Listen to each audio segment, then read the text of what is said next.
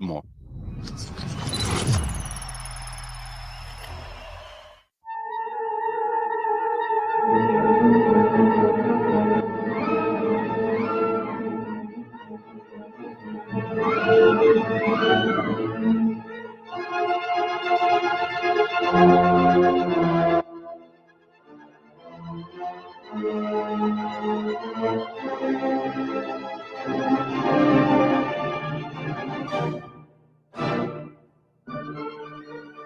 È quasi un'emozione, oltre che un immenso piacere, avere di nuovo con noi il gran maestro Carlo Cambi, che vedo già collegato in via video, nonché audio. Buongiorno Carlo, grazie per essere di nuovo con noi dopo questa meravigliosa estate, dopo questo meraviglioso agosto. Come stai? Sai come ti avrebbe risposto? Chi? Chi, scusa? Pronto, mi senti? Come mi avrebbe risposto? Sai come ti avrebbe risposto Patti Bravo? Patti Bravo? Patti Bravo. Come mi avrebbe risposto? È un'emozione. È un'emozione da poco. È un'emozione da poco, ma è una grande emozione, credimi. Perché? Senta Cardinale, come sta? Io sto da Dio per essere in tono cardinalizio, diciamo così, per essere in argomento. Lei come sta? Perché l'ho vista l'altra sera in televisione, al Filo Rosso su Rai 3, condotto da Manuela Moreno, se non sbaglio, in guisa Sì. però di antipasto, perché la portata principale di tutto agosto è stata il caso Garlasco, no? Sì. Quello era il piatto forte di tutto agosto. Per me è di uno... Rottura le balle. No, ma abbiamo raggiunto, secondo me, un'oscenità indescrivibile da parte di Sì, è avvocati. pari soltanto all'altra oscenità sui vaccini. Ma insomma, andiamo avanti. Qual è l'altra oscenità sui vaccini? Perché sono incuriosito dalla tua opinione su questo punto. Poi, La mia opinione è però che, c'è anche un aspetto, lo introduco subito, che tu eri in compagnia di una delle teste pensanti del PD, Pierfrancesco Maiorino, no? L'altra sera. Col quale avete intrapreso una discussione che però è stata un po' troncata, diciamo così, perché doveva arrivare la portata principale, cioè il caso Garlasco. Allora, magari questa è l'occasione per tornare a mente fredda un pochino sui temi di cui avete parlato. No? Ho detto al compagno Maiorino che sbraitava sul fatto che il Leoncavallo, che secondo me è diventato un Leoncavillo, che a loro serve per mettere in discussione il centrodestra, era vittima di questo progetto securitario senza fondamento, perché in realtà il centrodestra non fa nulla, cioè non manda gli agenti di polizia. A Milano ne avevamo chiesti 500 per fare fronte alle emergenze di sicurezza, e io gli ho chiesto, e Maiorino si è inquietato, non ho capito perché, se i 500, le 500 forze dell'ordine che lui invocava fossero le stesse che la segretaria del suo partito, nel caso del ragazzino dei Rami, ve lo ricordate, quello che è morto mentre fuggiva sullo scooter insieme a un suo amichetto, fossero appunto gli stessi agenti che la segretaria del suo partito ha definito come assassini. Io ricordo perfettamente la espressione della segretaria regionale del PD, che disse: i carabinieri stavano esultando mentre uccidevano un immigrato.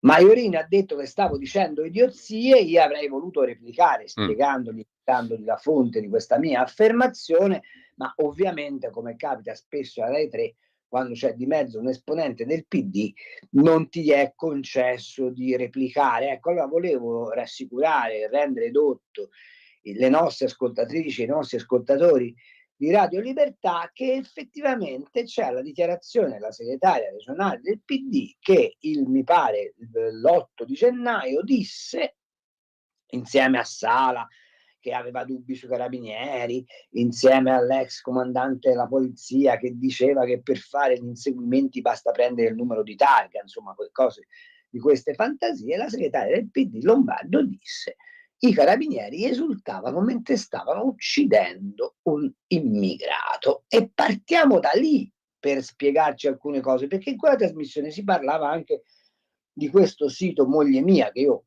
ritengo essere una schifezza assoluta, ma gli ho fatto notare, per esempio, che nel mentre in cui noi parlavamo di questa schifezza assoluta e quindi della necessità di tutelare le donne nella loro totale libertà e nella loro totale dignità, c'era stato uno stupro in un parco di Roma a Tre Teste di una signora di 60 anni che se n'era uscita per fare la spesa, aggredita da un gambbiano che l'ha rapinata e violentata. La cosa poi e ho detto però di questo caso non parla nessuno, non si sentono le femministe che strillano, non c'è la sinistra che si impalca. Poi si è scoperto che il gambbiano era in Italia con un permesso di soggiorno in quanto vittima di uno dei paesi diciamo più spietati al mondo. In realtà, se uno va a vedere, il Gambia è classificato al numero 4 come paese più tollerante di tutto il continente africano. Quindi questo aveva un permesso di soggiorno per ragioni umanitarie, ha finito per stuprare una donna, per rapinarla, aveva un decreto di espulsione che è stato bloccato dal magistrato perché ha detto no, questo non può essere espulso perché è qui per motivi umanitari e questa è la conclusione. Allora ci si indigna giustamente e io ho fatto anche una mia perorazione Facebook piuttosto forte per tutelare queste donne vittime di questi mariti canaglia, ma che non meritano neanche aggettivi, insomma, che le hanno fotografate nude e poi le hanno messe in rete. Sono giustamente dalla parte della ragazza che ha detto il medico mi ha chiesto di spogliarmi con una battutaccia e il medico non lo deve fare perché le battutacce in alcuni ambienti non sono ammesse, cioè violentano prima ancora che la dignità della ragazza la integrità della professione.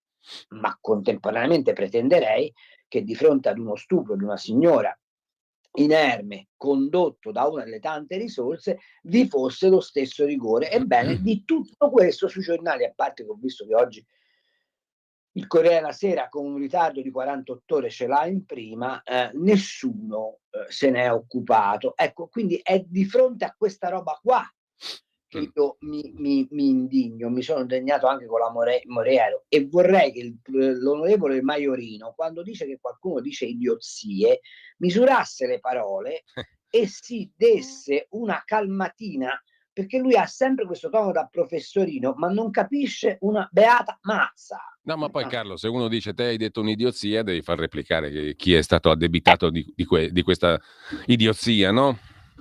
Mi sembra il minimo, mi sembra il minimo. Mi è stato esclusivamente concesso di dirgli guardi che io non dico idiozie, di solito racconto notizie, punto. Ma non ho potuto, come dire, articolare alcun altro pensiero anche perché incorreva ovviamente c'era il piatto forte. Ovviamente c'era il piatto forte, cioè l'avvocato Lovati con il fruttolo e la panza di fuori, vabbè, pazzesco. Vabbè. Non so se hai fatto caso, però il delitto di Garlasco, premesso che io sono convinto che Stasi sia innocente e che lì sotto ci sia un maccherone enorme e non capisco perché uno come il generale Garofano, che allora condusse parte delle indagini, oggi sia parte in causa come esperto e non ho capito se sta lì per difendere gli interessi della famiglia Poggi o semplicemente per evitare che si scoprano le sue manchevolezze, ma detto questo, non so, dicevo, se hai notato che il caso Garlasco è stato utile perché almeno è scomparso l'allarme sul riscaldamento globale. Sì, infatti anche l'avvocato Lovati aveva la camicia bella aperta con la panza di fuori, no? Siamo arrivati a quei livelli lì. Vabbè. Avvocato Lovati che io vedrei benissimo in una compagnia teatrale dialettale, quelli sai che allietano le notti agostane nelle periferie, perché secondo me è un personaggio da vaudeville, onestamente. Sì, ma tra tutti lì ne sono venute fuori una galleria preoccupante, però mi sembra che stia sfuggendo larghissimamente la questione di fondo, cioè un bel approfondimento su come funziona la nostra giustizia. Appunto, e sul fatto se sia affidabile, ripeto, torno a ripetere, io mi meraviglio che si continui a far parlare il generale Garofano, che si è vestito dei panni ma non che non abbia diritto di parola, vorrei che fosse chiaro, ma non sento mai fargli l'obiezione del tipo: ma scusi, ma se lei è a capo dei RIS E se viene fuori che la nuova procura di Pavia conduce questa indagine per rimediare alle macroscopiche manchevolezze della prima inchiesta, non prova un po' di vergogna? Lui no, evidentemente. Poi tra l'altro ha un pulpito televisivo fisso, più tanti altri. Appunto, e secondo me questo è francamente inaccettabile, ma inaccettabile, guarda, te lo dico anche in punta di diritto, anche se in realtà il codice non prevede nulla a carico di tutto ciò, perché secondo me è una disparità delle parti. Cioè non può essere che chi ha condotto le indagini, in forza delle quali un ragazzo come Alberto Stasi sta scontando 18 anni di galera, rientri dentro il processo come consulente di parte e abbia la possibilità di influenzare le indagini attuali, proponendo ogni 2x3 su la televisione obiezioni all'operato della procura. Beh. Non è accettabile dal punto di vista processuale e mi meraviglio che il tonante avvocato De Renzis, mi pare che si chiama, di Stasi non abbia ancora sollevato la questione di fronte alle Camere penali, chiedendo alle Camere penali di farsi interprete nei confronti della Procura della Repubblica di Pavia di questa evidente ingerenza nelle indagini da parte di questo signore che oggi è un quidam de populo, cioè non è più nessuno. Per amor di Dio, è uno scienziato anche probabilmente validissimo, ma dal punto di vista della carica istituzionale non è più nessuno. Eppure invece parla come se ancora fosse il capo dei RIS e come se ancora lui avesse la possibilità di interferire nelle indagini con un'attività inquirente. E secondo me questa è follia allo stato puro, che dimostra come la giustizia di questo paese sia in mano sostanzialmente a degli esercenti di cialtroneria. Ecco. Carlo, stavi accennando prima però all'altra questione dell'estate, no? La questione commissione consultiva sui vaccini, i 2 indesiderabili dopo essere stati nominati, lo scioglimento della commissione, il ministro Schillaci. Tu cosa ne pensi di tutta sta storia? E io penso che dal Quirinale abbiano capito che c'era un terreno molto scivoloso, mettendo dentro degli esperti indipendenti che potevano fare una verifica su ciò che era stato fatto o non fatto all'epoca dei famosi DPCM, che quindi si è chiesto di cassare la possibilità di passare sotto vaglio critico e indipendente quelle decisioni. Detto questo però, ciò che mi fa specie è che la commissione Covid, se non ricordo male, è stata investita anche di capacità inquirente, come Come tutte le commissioni parlamentari d'inchiesta, no, più o di meno. solito si fa con le commissioni parlamentari d'inchiesta. E non ho visto fino adesso un atto che sia un atto che corrisponda a un'effettiva attività inquirente, cioè un sequestro di atti, e cioè un interrogatorio giurato di protagonisti dell'epoca, eccetera, eccetera, con un contemporaneo andamento lentissimo dei processi che riguardano per esempio la fornitura delle mascherine. Ora io ricordo che ci sono dei signori esponenti del Movimento 5 Stelle che hanno avuto, non ultimo, il dottor Tridico, europarlamentare, oggi candidato in Calabria, dove immagino si aspetti una postuma un postumo ringraziamento dagli elettori calabresi che hanno ampiamente usufruito del reddito di cittadinanza, e di questi però nessuno di essi è stato chiamato dalla commissione parlamentare a rendere conto dei propri comportamenti, e tutto questo ha uno straordinario sapore di anomalia. Ora io, come sai, non sono mai stato un Novax, anzi ho assunto anche posizioni in polemica col mio giornale, che secondo me su questa roba, come dire, ha calcato la mano in maniera eccessiva dal punto di vista non del tenere la presa sull'informazione, ma dal drammatizzare i toni di questa informazione. Detto tutto questo, però ci sono dei processi in corso che parlano degli effetti avversi. Ecco, tra l'altro, Carlo, non per interromperti, ma l'altro giorno ho intravisto un frame in TV, un passaggio del dottor Bassetti, no? Che era a colloquio con Borghi Aquilini, tra l'altro, se non mi ricordo. Sì, proprio, credo proprio di sì. E mi ha molto colpito un'affermazione che ha fatto il dottor Bassetti, il quale ha detto: non discutiamo l'efficacia dei vaccini in assoluto, no? Non mettiamo in discussione il fatto che i vaccini siano stati importantissimi per il miglioramento della salute umana, no? Però se vogliamo aprire un discorso su quei vaccini anti-Covid, allora questo è un altro discorso. Facciamo un approfondimento sui dati. Questa roba qui fino a poco tempo fa, se la dicevi, eri un Novax. Sì, ma infatti quello che io rimprovero, fra virgolette, al mio giornale, è che il tono di drammatizzazione non consente, o perlomeno non ha finora consentito, di fare questa significativa distinzione. Non si discute l'efficacia pensa alla poliomelite, tanto per dirne una, insomma la prima che mi viene in mente, l'efficacia della terapia vaccinale. Si discute sulla fretta con cui questi sieri sono stati messi in commercio, con una valutazione probabilmente spannometrica dei rischi che questa vaccinazione, che poi non è neanche una vaccinazione, perché sai, quando cominci a dire che non è vero che il vaccino ti protegge dal contagio, allora non so se è un vaccino, è un presidio medico. Non so se mi spiego, ok? Cioè tu devi avere l'assoluta certezza che quella puntura ti pone al riparo dall'epidemia, perché se non hai questa assoluta certezza, la domanda è: ma allora mi conviene correre il rischio di essere infettato o correre il rischio di essere, fra virgolette, curato, no? E questo è uno degli elementi, come dire, fondamentali di tutta questa discussione. Io ho tra l'altro scritto il caso di una signora qui di Macerata che sottoposta ad AstraZeneca ha avuto dei tormenti indicibili, rispetto alla quale il ministero si è, come dire, lavato le mani, ora poi viene sanzionato dai giudici civili, ma insomma, però questo il tema c'è.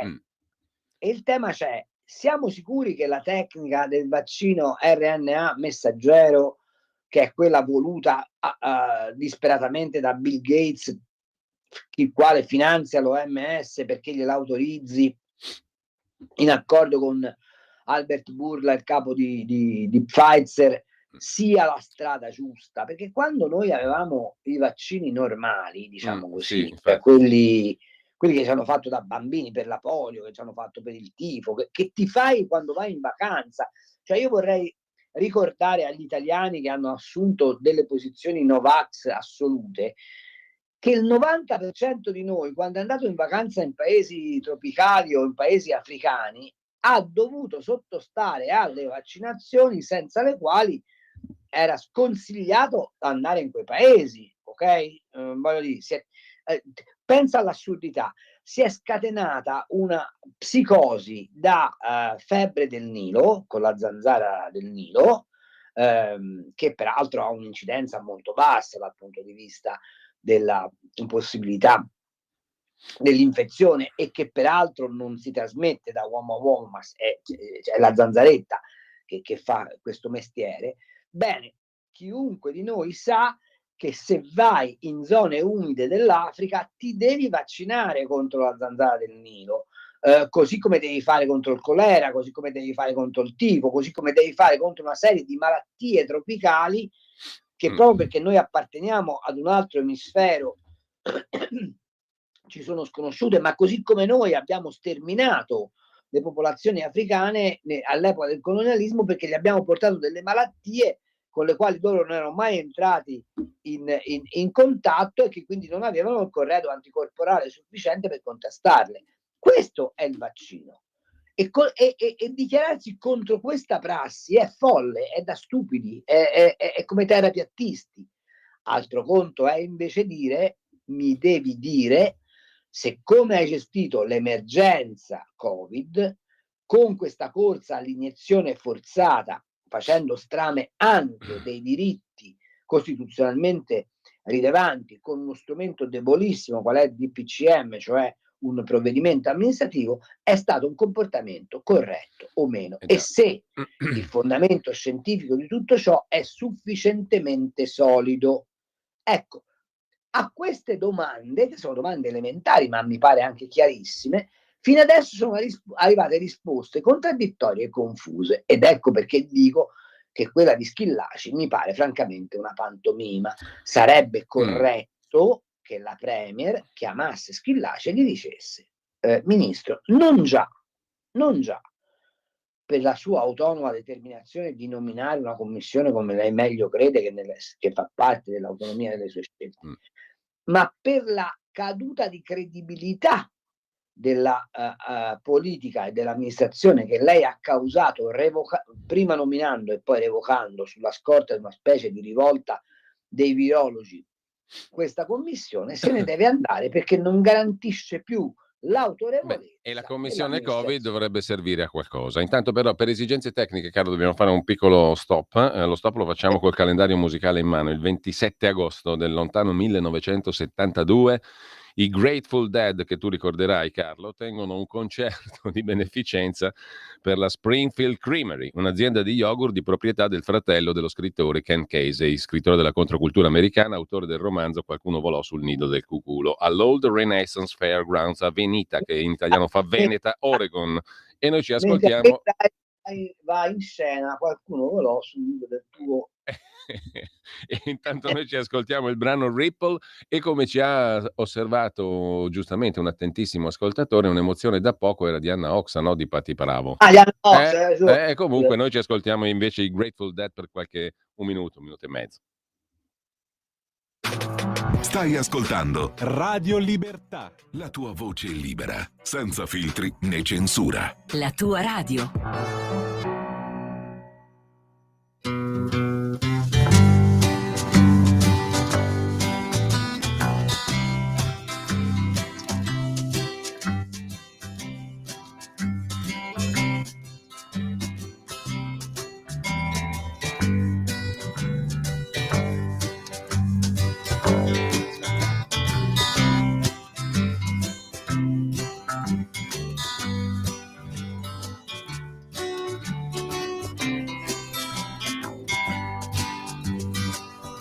If my words did glow with the gold of sunshine, and my tunes were played on the harp unstrung, would you hear my voice come through the music? Would you hold it near as it were your own? It's a hand-me-down. The thoughts are broken. Perhaps they're better left unsung. I don't know. Don't really care. Let there be songs to fill the air. Ripple in still water when there is no... Ripple in still water, cioè ondulazione in acquaferma, che è un po' come con la famosa trovata del Battiato che cantava il mio maestro mi insegnò a vedere l'alba dentro l'imbrunire, no? Cioè quelle robe di spiritualità a buon mercato che però rispetto al mercato di oggi sono sopraffine, a mio modesto avviso. Comunque Carlo, come ha detto mi pare De Gregori, trovo più musica in un LP dei New Talks che assolutamente che in un anno di musica. No, vabbè, adesso non è questione di passatismo, è questione proprio di realismo, di realtà. No, di qualità. Di realtà e di qualità. Questi qui poi suonavano bene, c'è poco da fare. Allora Carlo, no, mi interessa un'altra cosa invece, qui interpello l'economista che c'è in te, perché abbiamo letto poco fa stamattina un'intervista sul sussidiario.net a Matteo Salvini, nella quale si parla di tante cose, ma si parla anche della prossima finanziaria. Flat tax, pace fiscale, rottamazione delle cartelle. Nella finanziaria del prossimo autunno, ha detto Salvini, questo si aspettano milioni di italiani e perciò come Lega abbiamo lavorato anche in questi giorni di agosto a questo fine. Nella seconda parte della legislatura la priorità sarà lavoro, lavoro, lavoro. Ogni cantiere aperto vede l'Italia più sicura e veloce e paga stipendi a operai e imprese. Questo è il tema che pone Salvini. Allora tu che finanziaria ti attendi da questo punto di vista? E poi secondo punto, siccome si sta parlando anche di questo, le pensioni. Per poter consentire agli italiani di andare in pensione e alle italiane a 64 anni invece che a 66-67, questo lo ha detto, anticipato il sottosegretario sempre della Lega Durigon, si potrebbe metter mano in guisa di tesoretto, parola che odio ogni volta che la leggo, so da anni e anni a questa parte, comunque i quattrini dove li troviamo per andare in pensione prima? Col TFR. A me mi sembra un po' la scoperta del mago. Tu cosa ne pensi? Allora, punto 1. Non è lavoro, lavoro, lavoro, ma è costo del lavoro, costo del lavoro, costo del lavoro. Perché questo governo, e mi tocca parlarne male una volta per tutte, ha fatto un errore madornale. Continua con i bonus e come gli ha dimostrato l'ottimo Brambilla su itinerari previdenziali, siamo ormai al livello che in Italia non conviene avere un reddito di 35.000 euro perché sei escluso dai bonus attraverso l'ISEE e alla fine ti rimangono in tasca meno soldi di uno che guadagna intorno a 20.000 euro.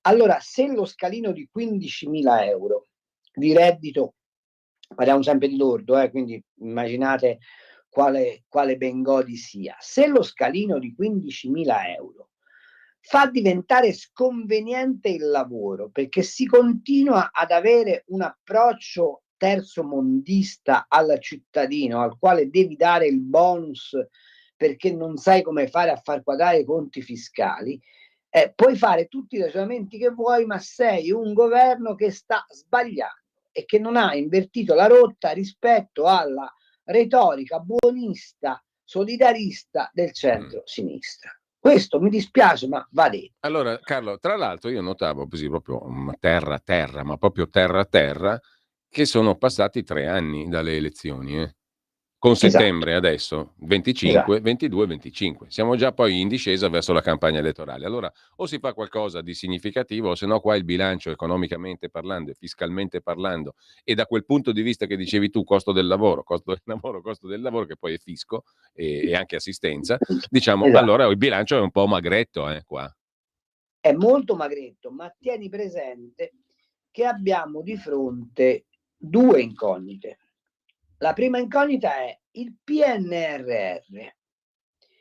Lo portiamo tutto a sintesi e se per caso dovessimo restituire dei soldi del PNRR con i cantieri attivi, che rimangono aperti, abbiamo sufficienti risorse per comunque finire quei lavori che, ripeto, sono stati spesso, non è colpa di questo governo, è colpa di Mario Draghi, vorrei che fosse chiaro, sono stati messi insieme in dossier che stavano nei cassetti dei ministeri pur di non perdere la risorsa e ci tocca finirli attingendo però a questo punto dalle sostanze nazionali, non più dal PNRR che comunque va restituito. Io continuo a ricordare ogni piasso spinto che noi magnifichiamo questo PNRR, ma devo ricordare che il 65% di quella cifra dei famosi 200 e passa miliardi sono a debito, d'accordo, a scadenza lunga, d'accordo, a tasso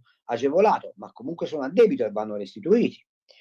Quindi nella finanziaria, secondo me, considerando che Giorgetti ha avuto l'accortezza di lavorare moltissimo sul raffreddamento dello spread per evitare un esborso eccessivo di denaro pubblico al servizio del debito, cioè con gli interessi, considerando che ci sarà una fortissima instabilità in Europa dal punto di vista economico-finanziario derivante dalle pessime condizioni in cui si trova la Francia, considerando che probabilmente le mosse della Federal Reserve, che andranno sicuramente in direzione di un abbassamento del tasso di sconto sul dollaro e che costringeranno la Lagarde, volente o nolente, a rincorrere il dollaro per evitare di perdere investimenti di capitali in Europa. E considerando tutto questo, i margini di manovra non sono enormi, parliamoci chiaro.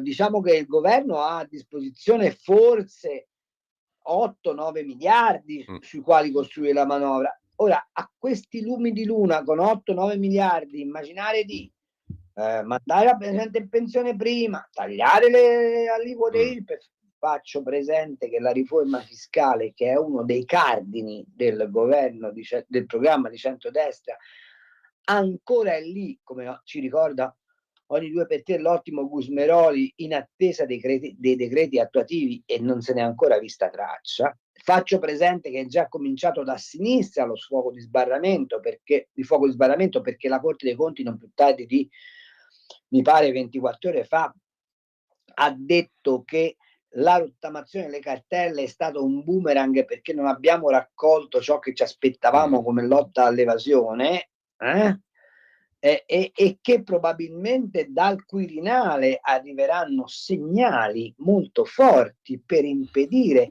che vi sia una svolta favorevole alla costruzione del consenso attraverso la manovra, perché di queste cose bisogna anche ogni tanto avere il coraggio di parlare. Pensa un po'.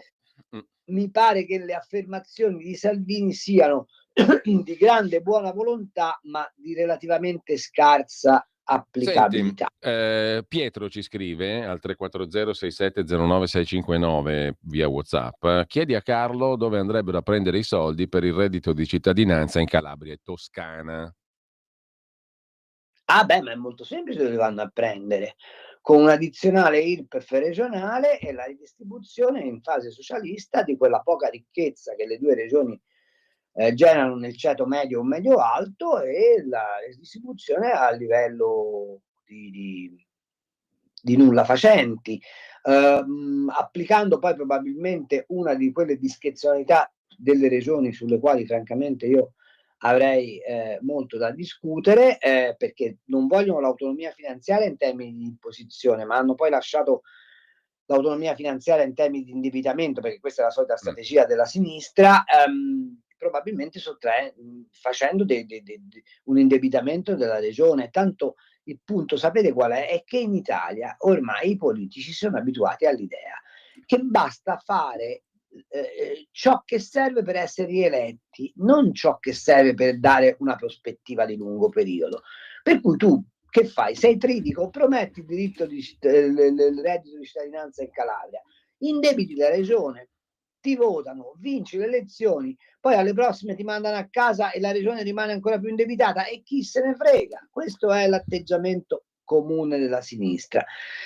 Come si possa contrastare tutto questo è evidente, richiamandosi a una regola elementare, che per avere dei soldi in tasca bisogna produrli, e per produrre dei soldi bisogna faticare, cioè lavorare. Che poi ci sia il problema che il lavoro in Italia è scarsamente remunerato, perché il fisco è una idrovora di benessere spaventosamente inefficiente, ma spaventosamente incombente, è un altro paio di maniche. E torniamo al lavoro con davanti la parola costo, di cui sopra. Allora, scrive un'ascoltatrice: ho l'impressione che l'improvvisa resurrezione dalla tomba del vampiro Draghi, Rimini, meeting, significhi che qualcuno gli fa scaldare i muscoli per prendere il posto di questo governo. E poi sì, bisognerebbe distinguere, anch'io sono Novax Covid, ma solo Covid. Draghi? Allora, Draghi è uno di quegli uomini che andrebbero, come dire, in una repubblica seria, andrebbe processato per alto tradimento, insieme a Romano Prodi. Sei come Cossiga, tu la vedi così? Sì, a questo punto sì, perché tu non puoi essere stato il determinante delle politiche monetarie ed economiche dell'Europa, avendo sacrificato questo paese con le privatizzazioni forzate a rinunciare al suo impianto industriale. Lascia perdere che fosse un impianto industriale che rimetteva dei soldi, perché la gestione statale era una gestione, come dire, alla Tridico, cioè alla distribuzione di un reddito di cittadinanza, ma rimane il fatto che l'Italia con quelle imprese, e sto pensando alle acciaierie, sto pensando alla Stette Telecom, e sto pensando all'Alfa Romeo, e sto pensando alla SME, all'aggregato agroalimentare, e sto pensando alle banche. Perché quando noi parliamo di privatizzazioni nessuno si ricorda che nelle privatizzazioni ci sono state le 3 banche di interesse nazionale che erano piene di quattrini. Ok? Ecco, se tu hai fatto tutto questo e mi vieni a raccontare che è stato tutto sbagliato, o fai come Cincinnato, cioè ti compri un aratro e ti ritiri a miglior vita e fai perdere le tue tracce, o se pretendi ancora di pontificare, io ti devo inquisire per tradimento della patria, non c'è niente da fare. Allora Carlo, io ti devo girare un po' di messaggi, ma sono già le 11:47, quindi sono costretto a correre. Luciana da Muggio, a proposito di Tridico, coloro che intendessero votarlo in Calabria si ricordino lo spreco degli onerosissimi affitti delle sedi INPS in tutte le città, quando nelle stesse l'INPS era proprietario di mega edifici vuoti. Ricordo che l'ente denunciava problemi economici. Se Tridico propone reddito di dignità per avere voti, i soldi verrebbero dagli stanziamenti per il sociale regionale, quindi o qui o là, oppure l'addizionale, come dicevi tu Carlo poco fa. Comunque siamo sempre lì. Altro messaggio, ti lascio il commento velocemente se, Vabbè, se vuoi. sottoscrivo, non c'è da aggiungere molto d'altro.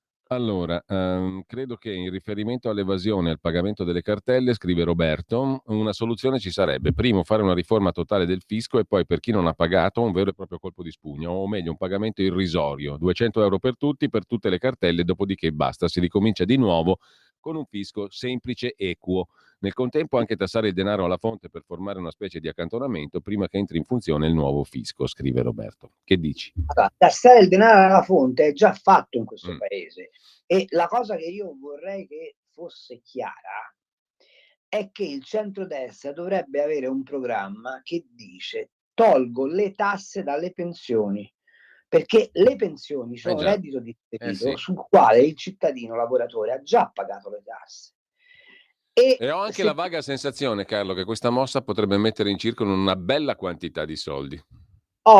Siccome oggi hai un invecchiamento della popolazione, hai un problema di produttività legato alla carenza di domanda interna. Verrà dimostrato il casino sulle spiagge, no? Quest'anno avete visto tutti ma è evidente, perché c'è sempre meno denaro in circolazione, e siccome tu hai una popolazione anziana, che è quella che prende le pensioni, devi liberare reddito a quel livello per incrementare la domanda interna, ed è incrementando la domanda interna che aumenti la produttività, aumenti i posti di lavoro e aumenti le entrate fiscali. Ma farlo capire a questi che ragionano esattamente come ragionava Rifondazione Comunista, fatemelo dire, perché questo governo c'ha solo un limite vero, enorme, che inseguendo le idee della destra sociale si è comportato dal punto di vista fiscale esattamente come si sarebbe comportato Rifondazione Comunista. Punto. Allora detto questo, tu devi avere il coraggio di dire: taglio le tasse, devi fare una Reaganomics vera, andando in cuffia all'Europa. In controcorrente, punto. Dicendo all'Europa: tu non mi sanzioni perché tu non esisti, come abbiamo ampiamente dimostrato. Allora, altro messaggio, parole sante del maestro Carlo Cambi. I bonus vanno sempre alle stesse persone, il ceto medio che mantiene il paese resta a secco. Bentornato maestro Carlo. Grazie. Ancora, a proposito di magistratura, ci scrive un ascoltatore al telegiornale, notizia: accusato di concussione sindaco di Abbadia Vicentina per un reato commesso nel 1960, e già qui c'è da ridere. È stato in ballo per anni tra ricorsi e controricorsi, e lui ha fatto notare che era nato nel 1969. Ti rendi conto? Lo so, ma capito? Però esiste una legge votata agli italiani con referendum per la responsabilità civile dei magistrati, non viene mai applicata. Non ce n'è uno che paga €1 per un errore, e non va bene. Allora, a proposito, passeggiava col suo cane, scrive un ascoltatore, non era un pericolo per nessuno, e questo balordo si è come indispettito, perché ha dichiarato anche che aveva agito sotto l'effetto della droga che aveva ingerito. Ma cosa aspettano ancora quei giudici nemici in patria? Capitasse una cosa così alle loro famiglie, vorremmo vedere se avrebbero ancora il coraggio di difendere quelle bestie disumane. Scrive un altro ascoltatore. E ancora, buongiorno Bassetti, è pronto a candidarsi dopo l'affermazione con Borghi, ragiona da politico, con le frottole, era arrivato a dire di tutto e di più contro gli italiani democratici, vaccinati da sempre ma che non hanno accettato questo vaccino perché hanno ascoltato il premio Nobel Montagnier, non i Virostar, che hanno cantato la canzoncina di Natale, vi ricordate? Sì, vacciniamoci. Sono d'accordo col vostro ospite su Draghi. Sintetico commento tuo, Carlo, perché poi ci sono tanti altri messaggi e sono le 11.52. Io ripeto, difendo i vaccini, li difenderò sempre come presidio sanitario, discuto e ho sempre discusso e continuerò a discutere le modalità con cui si è ricorsa alla vaccinazione collettiva per questo cazzo di Covid. Apro e chiudo parentesi, siamo ancora in attesa che l'OMS ci dica se la Cina ha una responsabilità diretta o meno nella diffusione del virus. E la cosa bella è che nessuno se lo ricorda questo, capito? Cioè fanno pontificare i cinesi. Addirittura c'è qualcuno che plaude al fatto che i cinesi vadano in Ucraina a fare l'interposizione, così ce li portiamo direttamente in casa con i missili, ma nessuno che dica all'OMS ci spieghi perché non ha il coraggio di dire che l'infezione di Covid è responsabilità della Cina? Allora, Edoardo scrive: buongiorno, durante il Covid il generale Figliuolo ha detto chiaramente che si tratta di un trattamento sperimentale e non di un vaccino. Io ero a Parigi in quel tempo presso la farmacia di Rue Saint-Antoine-Marais, la titolare lo ha confermato a chiare lettere durante il mio non breve soggiorno. Dopodiché abbiamo un audiomessaggio e chiedo alla regia di poterlo trasmettere da qui. Carlo, con l'ultima sulle pensioni, guarda, ti darei un bacio in fronte se fossimo vicini. Cazzo, un governo di destra che faccia la destra, porca putrella. Ciao Giulio, ciao Carlo, sono Osvaldo. A proposito, il TFR, come tornando là, tu come vedi questa ipotesi di dire andiamo in pensione? Il TFR, intanto il TFR andrebbe abolito, ok? Perché se tu vuoi fare una cosa fatta come Dio comanda, non mi fai accantonare per finanziare l'impresa una mensilità ogni anno, ma me la in busta paga, porca puttana, e poi dopo con i miei soldi faccio quel cappero che voglio, ok? Perché poi sembra come se, perché questo è l'atteggiamento che io contesto a Durigon, sembra che tu mentre lavori e accumuli il TFR ti fanno un piacere, cioè l'idea che chi lavora piglia i soldi sia un suddito, non un signore come è scritto nell'articolo 1 della Costituzione di questo paese a cui appartiene la sovranità. Io col mio TFR voglio fare quello che mi pare e da sempre, da economista, dico che il TFR è un'aberrazione retributiva, ok? Inoltre, perché ti faccio una domanda, perché io devo aspettare di andare in pensione per avere il tesoretto che mi consente di comprarmi casa? Perché? Inoltre scrive non ancora... posso avere quella retribuzione esente da tasse tutti i santi anni e costruire un nuovo risparmio sul quale incrementare la ricchezza complessiva del paese? Ecco, sul discorso pensionati, IRPEF, tasse, ancora Luciana scrive: inoltre noi vecchi pensionati potremmo aiutare ulteriormente le famiglie dei nostri figli e si muoverebbero gli acquisti. Saluto ammiratissimo da entrambi. Ma certo che è così, lo sanno tutti che in Italia esiste un welfare familiare derivante dalle pensioni. Ma poi te l'immagini, Carlo, la popolarità che avrebbe un provvedimento del genere, che essendo giusto sarebbe molto popolare. Quando Berlusconi diceva voglio portare le pensioni a 1.000 euro, ok? Perché non era in grado di svincolarsi dall'idea che si possono togliere le tasse, che le tasse si possono togliere. In realtà inseguiva quel tipo di ragionamento, cioè io gli metto 1.000 euro in tasca, questi spendono e recupero i 1.000 euro attraverso la fiscalità generale, che va benissimo con il ragionamento, a due condizioni: che tu abbia un fisco efficiente, ok? E un fisco amico. Siccome questo non si è realizzata nessuna delle due ipotesi col governo di centrodestra, a oggi puoi dare solo un unico segnale: dire all'Europa la vostra politica economica di rigore ci ha rotto le balle, ci siamo rotti le scatole, non contiamo nulla come Europa e non si vede perché si debba accettare un vincolo astratto che ci ha portato ad essere un nano a livello internazionale. Me ne frego dei vincoli, tolgo le tasse e faccio espandere l'economia attraverso la domanda interna. È così complicato, dico io. A me non pare, se sei un governo di centrodestra e vuoi avere la forza di determinare un cambiamento reale. Carlo, abbiamo 2 minuti, 2 argomenti io vorrei introdurre qui, ma proprio a livello di battuta sintetica. Non mi piace usare questa parola battuta, però tu sei capace anche di sintetizzare egregissimamente in poco tempo le questioni. La prima, PNRR, l'hai citato tu, no? Noi, se non sbaglio, come Italia, siamo stati il paese che ha più chiesto fondi del PNRR in assoluto, di gran lunga, con distacco rispetto al secondo, che è la Romania. La Romania ha una quindicina di miliardi, noi 200 e quanti non mi ricordo neanche più. Uno sproposito. Poi però bisogna restituirli. Com'è che, e com'è che peserà questa cosa sulle nostre tasche? Punto primo. Secondo, argomento completamente diverso, ma mi ha colpito. Hai visto quanta bella destra anti-ebraica sta circolando perfino alla Mostra del Cinema di Venezia? Vedi il buttafuoco? Ma è una roba, vabbè, su questo dovremmo fare una trasmissione intera, abbi pazienza se te lo chiedo, Ma perché, certo. perché vedo che a destra cominciano a circolare delle idee che francamente fanno schifo, diciamoci la verità. Ok.